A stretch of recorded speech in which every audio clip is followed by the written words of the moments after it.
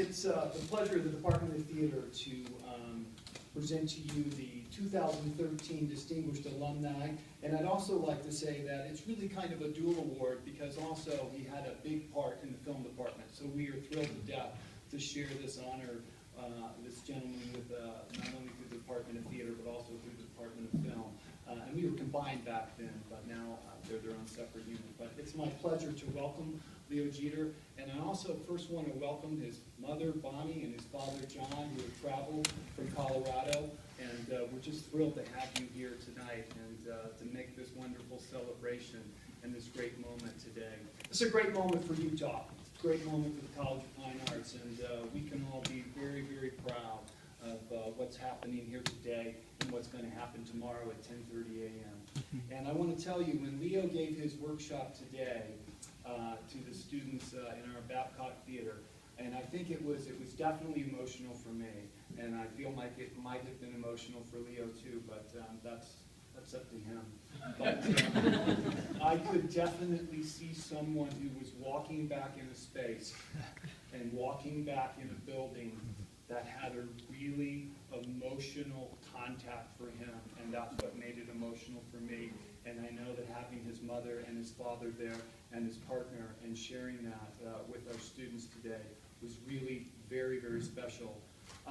Leo's living the dream. As you're going to learn here in a second, he's been able to be involved in so many projects in so many different capacities as an actor, as a director, as a writer, and now as an executive producer. But what was really special about Leo is that you can tell that he gets it from the point of those who are having to present it. He still has that in mind, even as a very successful writer and a very successful producer. He understands that it's about the artist, and it's about the artist making that work. And I think today that's still so much part of his work. So right now I'm going to briefly read you a bio about Leo and then get him up here. The son of a wandering agricultural engineer, Leo grew up in Indiana, Afghanistan, Nepal, Haiti, Mexico, St. Kitts, and Indonesia. He began his professional career as a theater actor playing Joseph and Joseph in the Amazing Technicolor at the Hope Summer Repertory. Other highlights include in A Northern Landscape by Timothy Mason, at the Cast at the Circle Theater in Los Angeles, and Christy in Playboy of the Western World at the Creed Repertory Theater in Colorado. He has over 30 screen credits, including the feature films Footloose, No Way Out, and Near Dark, and the television series Evening Shades and Northern Exposures. In the late 1980s, he was also a series regular on Alan Burns' comedies Eisenhower and Lutz and FM. His theater directing credits include Kiss of the Spider Woman, which traveled to the Kennedy Center in 1994 as the American College Theater Festival winner from the University of Utah. Additional directing credits here at the university include Ball, Steve Magnolia, Wait Until Dark, Bus Stop, Rabbit Hole. Elsewhere, the world premiere of Timothy Mason's 6 in the 6 at the Guthrie Lab in Minneapolis, and Catherine Berger's Morphic Resonance, which received the Best Directing and Best Ensemble Acting Award from the LA Weekly in 1997. In 2012, he wrote and directed the full-length comedy Naked Before God for that acclaimed Circle X Theater Company in Los Angeles. His film directing credits include the film short Andy Across the Water, which screened in over 20 international film festivals and won multiple awards, including Best Comedy at the Aspen Short Fest, Best Fiction Film at the U.S. Film Festival in Dallas, and was a regional semifinalist for a Student Academy Award in 2001. He also directed two episodes of TNT's Major Crimes, including There's No Place Like Home, starring Tim Conway, Marion Ross, and Doris Roberts.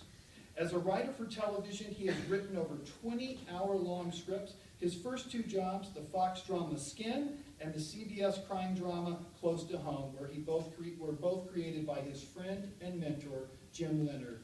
He served as a writer-producer on TNT's The Closer from 2008 to 2012, and is currently a co-executive producer in the second season of TNT's hit crime drama Major Crimes. He holds a BA in English from the University of Utah, an MFA in theater from the University of Utah, and an MFA in film from the New York University. He lives in Los Angeles and New York with his partner of 15 years, playwright and author, who is also with us here tonight, Timothy Mason. Leo, come on up.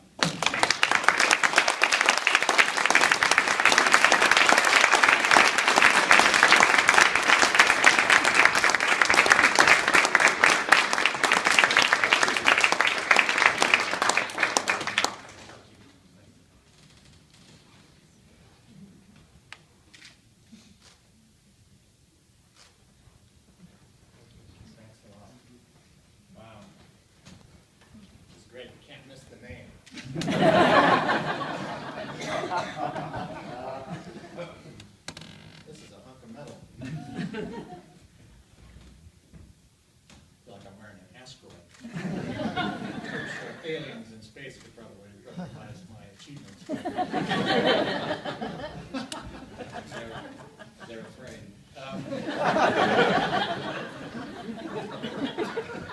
Only problem is I bet they're going to make me take it off the airport. Which is a shame when you think about it, because is there a better place to be distinguished than one of those snaky lines crossing each other, you know? They really should know who they're dealing with. I don't want to see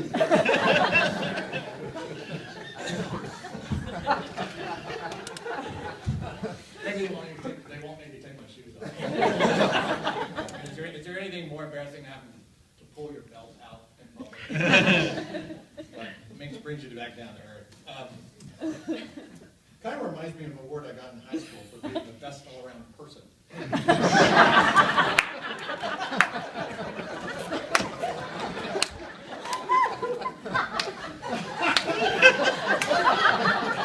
It's a trophy. Yeah. An award I shared.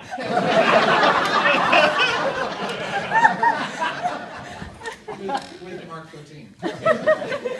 Now, I don't really know how you get to be the best at anything. You know, only 35–40% of the student body vote for you. I guess there's a plurality. But I guess it taught us a lesson about sharing. And, I do share this award. That's called a segue.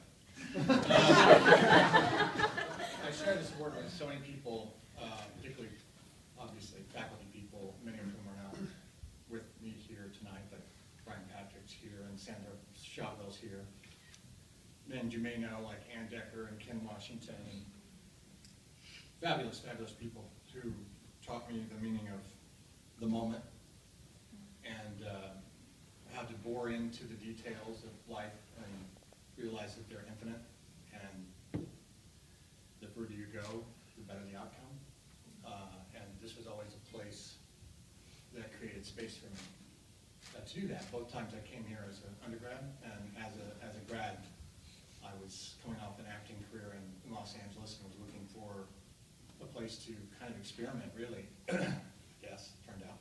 And they let me teach, which was a wonderful experience. And I got to do all sorts of things here that built me into somebody who was able to integrate, I think, different disciplines. And now, in my current job, it's a very useful thing to be able to speak different languages, artistic languages, because I do things with people. And now I'd like to actually, now that I am distinguished, I feel like I have the power of distinguishing. And I'm going to distinguish some people who are with me that I'm very proud to have with me tonight. There's Jason Boca, who was in that wonderful production of Kiss of the Spy Woman. He's on the Utah Arts Commission now. These are all alums, by the way.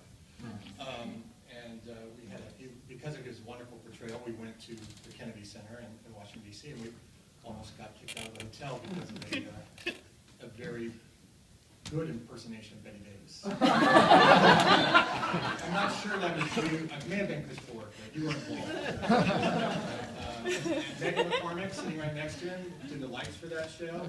Fabulous. She has the honor of talking the permanently inebriated tech director at the Kennedy Center, so letting us change some gels and lights, something which apparently had never been done before. Of the Kennedy Center, we almost shut the government down. She did it, and that's what a psychology degree will get you. Who else do we have here? Mark Johnson. Mark Johnson, with the most, one of the most talented cinematographer directors that ever went to school here and at NYU.